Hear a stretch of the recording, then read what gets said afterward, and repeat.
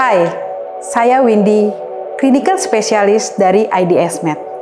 Hari ini, saya ingin berbagi ilmu tentang betapa pentingnya antropometri dalam dunia kedokteran.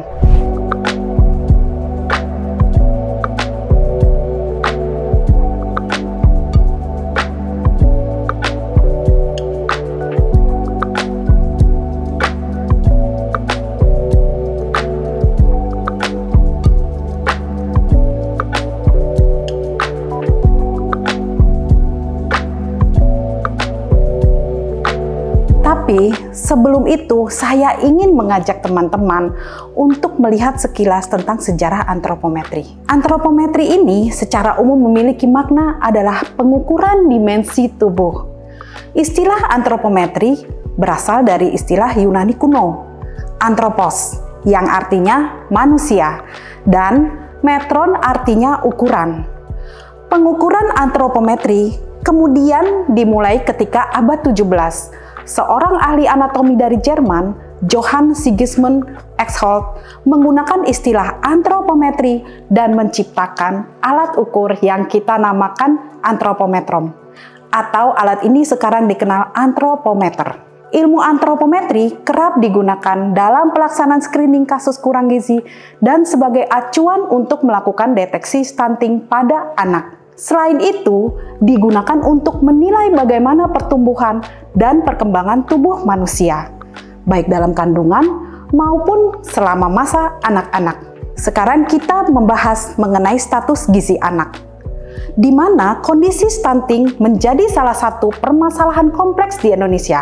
Stunting merupakan kondisi di mana tinggi badan di bawah standar menurut usia anak. Stunting menjadi salah satu indikator gagal tumbuh pada balita akibat kekurangan asupan gizi kronis pada periode 1000 hari pertama kehidupan. Berdasarkan hasil studi status gizi Indonesia atau SSGI, Kementerian Kesehatan Indonesia, prevalensi balita stunting sebesar 24,2% pada tahun 2021. Artinya, 1 dari 4 balita Indonesia mengalami stunting. Pemerintah menargetkan stunting di Indonesia turun menjadi 14% pada 2024. Agar dapat mencapai target tersebut, perlu upaya inovasi dalam menurunkan jumlah balita stunting 2,7% per tahunnya dan dilakukan pengukuran antropometri secara berkala. Berikut ini adalah alat ukur antropometri yang digunakan di bidang kesehatan. Tapi, sebelum kita memilih alat ukur antropometri, pastikan alat ukur tersebut terbuat dari bahan medical grade yang bertujuan agar bayi dan balita yang diukur aman. Yang pertama adalah InnoQ Stadiometer. Alat ini merupakan alat ukur tinggi badan yang dapat digunakan untuk anak, juga dewasa. Untuk keperluan mobilitas, bagian tiang pengukuran dapat dilepaskan menjadi 4 bagian dan ditempelkan di bagian belakang alat stadiometer. Stadiometer ini sangat cocok sekali untuk di puskesmas, rumah sakit, dan klinik pribadi. Lalu selanjutnya adalah InnoQ Infantometer. Jika stadiometer digunakan untuk dewasa, maka pengukuran panjang pada bayi dapat digunakan dengan infantometer. Infantometer digunakan untuk panjang bayi, dapat dilipat menjadi 2 untuk keperluan mobilitas atau penyimpanan ketika sedang tidak digunakan. Lalu selanjutnya adalah InnoQ Digital Baby Scale.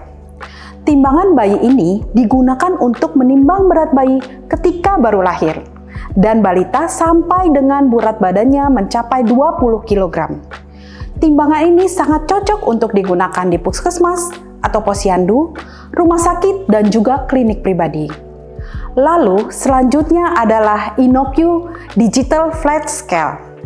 Alat ukur berat badan yang dapat mengakomodir pengukuran berat badan ibu dan anak secara bersamaan. Standing weight ini sangat cocok untuk di puskesmas atau posyandu, rumah sakit, dan juga klinik pribadi. Lalu selanjutnya InnoQ Measuring Tape. Alat ukur lingkar kepala bayi, lingkar pinggang, dan lingkar lengan atas, atau kita sebut lila. Alat-alat yang saya sebutkan di atas merupakan alat antropometri dari InnoQ. Semua InnoQ antropometri set dilengkapi oleh Bluetooth connectivity dan InnoQ KIA yang tersedia di Play Store. Mari cegah dan deteksi stunting dengan tepat, cepat, dan akurat. Karena cegah stunting itu penting.